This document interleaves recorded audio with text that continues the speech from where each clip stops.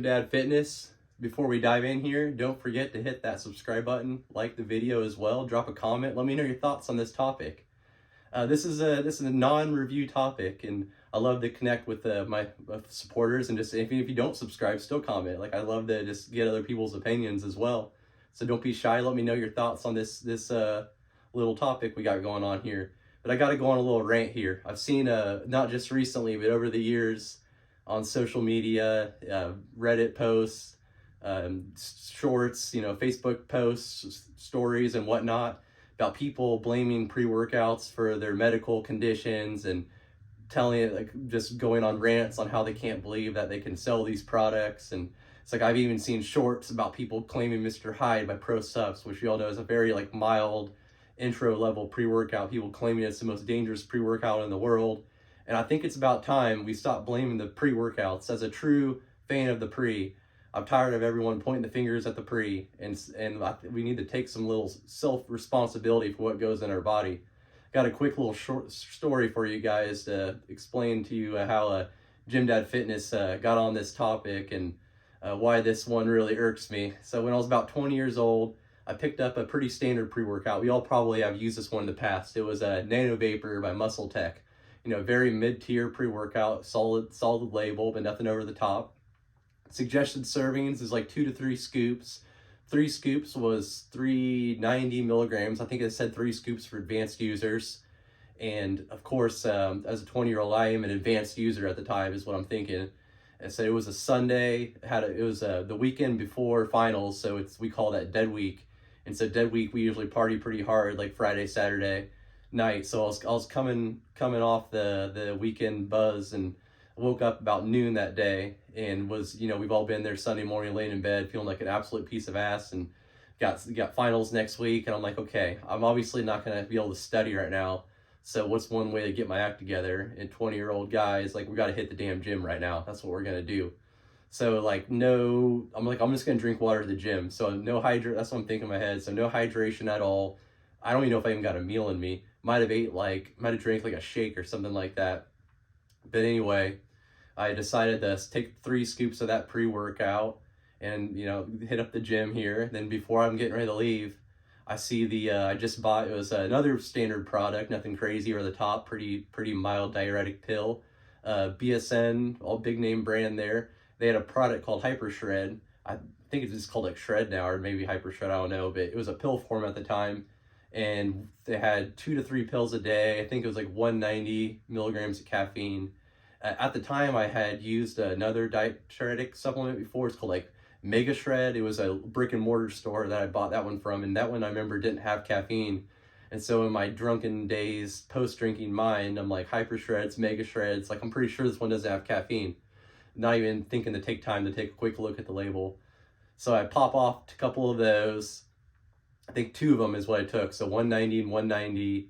And then the 3 scoops of Nano Vapor for a grand total, a whopping 750 milligrams of caffeine. So for reference, for you stim junkies, it's kind of it's still, I think Hooligan V5 had high 600s. And for people that don't know Hooligan pre-workout, it's it'd be like me slamming 7 to 8 energy drinks, just shotgunning them right before hitting the gym. So on top of all this supplements here, I got severe dehydration going on from the weekend. I had barely eaten, probably we've all, we know they go on those weekend benders in college, you maybe get 2 or 3 meals in, at 3 at most. And you also got the Sunday scaries kicking in, amplified by it being finals next week. So you got the poor diet, the dehydration, you got the insane amount of caffeine, and then you got the Sunday scaries amplified times 10 with finals next week. So I get to the gym, I'm feeling like absolute ass. My heart's just going nuts, and I'm pumping iron. I'm like, I can't even freaking lift. I got to get out of here. And so I go home. I'm at my childhood house, because I go to school, and I lived across the bridge on the other side of town for home. So I was home for Sunday to do the laundry and whatnot. House is empty. I'm just laying in there in a dark room, just listening to my heartbeat, just freaking out. Now everyone's been here before. We're getting in our head, and we're starting to overthink things. I'm like, okay, I know I gotta get something in my body. So God knows why I did this, but I went to the fridge and snatched a gallon of milk and just started chugging that thing. I guess I was at least getting some hydration in, but then I'm feeling nauseous as hell. And so I give my older brother a call that lived on the other side of town. I'm like, hey buddy, I think you need to come pick me up, take me to the hospital. My heart's going nuts. And so I get to the hospital and they put me on an IV, not for like, nothing, they said nothing about like, like coffee or caffeine, like overload or caffeine induced, whatever. They actually put me on IV for dehydration. Like I was that dehydrated from the weekend that I felt the need to like go ahead and connect me up to an IV to get that hydration up. And then on top of all that caffeine, dehydration, anxiety, stuff like that, I got all these factors going on. And then the doctor wants to blame it on the pre-workout. When I ask him like, when he's asking me like, what you're doing and things like that. And then he doesn't even like ask me about like the weekend or like my diet or hydration or anything like that. Just literally ask me what I took to like make my heart get up that high. And so immediately he starts pointing the finger at the pre and just saying that I can't believe they sell these things. And then obviously my parents and family or whatever at the time is also pointing the finger as well. And I'm sitting there knowing like, everyone wants to blame the pre-workout. And even me as a 20-year-old at the time, it would have been so easy for me to be like, oh, the damn pre-workout did this to me. It's not my fault. It's never my fault. It's that pre. And, I had enough self-whereabout to know, like, I know I'm just a dumbass. Like, I knew that my head was messed up. I was anxious as heck at the time. Was battling mild anxiety, early 20s. It just, everyone wants to deny it when they feel that way and point fingers and blame it on something or some other situation. But no, I knew right then and there that this was completely on me. And the moral of this story is, if you're under 18 or even under 21, you probably don't need insane pre-workout, like a high stem 500 plus milligram caffeine anyway. Like if you don't need these crazy pre's that are gonna claim euphoria to the sky. Like you'd probably be just fine with like off the shelf Walmart one. But even if that is what your route, you still got to make sure you got your shit together. You got to make sure that nutrition's on point. You got to make sure that the hydration's on point. You got to make sure you're sleeping right, and you got to make sure your head's straight. It's like, do a little self audit of yourself. If that you're getting really anxious about things, and you work yourself, you like GGH says, you're in your head and not in your heart enough. It's like you might have a little bit of anxiety issues, and you might need to deal with that and man up. Like everyone wants to deny it because they're afraid it makes them like not as strong or something like that. But the first part of that is just admitting when things aren't going well in the head. And so like through years of like techniques and breathing strategies and meditation and stuff like that, I've got to the point where I can take these high stem pre's all the damn time, and I love them. And it took me a while to get here, so I hate it when people chop them down because I've had this experience myself, and I was stupid. I'm an idiot. I'm not afraid to admit it, but I've learned from it and I've grown from it, and I didn't point the damn finger.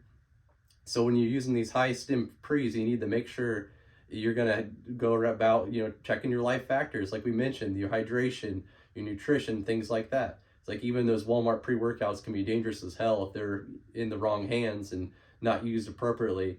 It's not about the supplement, it's about the user. And if that user's abusing that thing and taking it in an improper environment, it's any pre-workout can backfire on you. It doesn't need to be Excelsior or a Kill Switch, these crazy pre's we see these days. Like those can be done if you're in the right headspace. You hydrate, you're lifting, you're eating like a damn bodybuilder, eating like a champ. And 95% of the people that are delving into these high stem pre markets I'm reviewing and stuff are taking their workout serious. That I hardly drink. I'm sure everyone else, all you other stem junkies, you probably hardly drink too, because we love the weight so damn much. We can't go out drinking and partying because we got to hit the gym in the morning.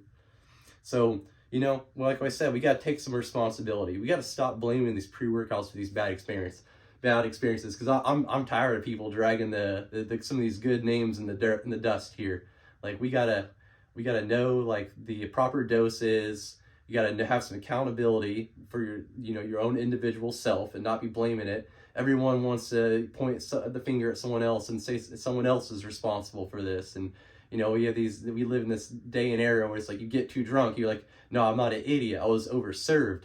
It's not my fault for drinking too much. And it goes the same way with all these pre's. I want to hear what you other stem junkies have to say. I want to know your thoughts and comments. So this is the end of my rant.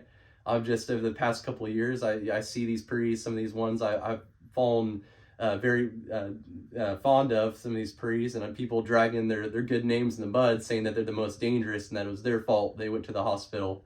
So I'm done here. Let me know your thoughts, like and subscribe, and I'm gonna keep pushing it with some more pre-workout videos, and we'll do some proteins and even some like mid-tier, like not stim junkie prees as well for some of the high school level, like, you know, the 18-year-old users too. So stay tuned for more. Gym Dad Fitness, I'm out.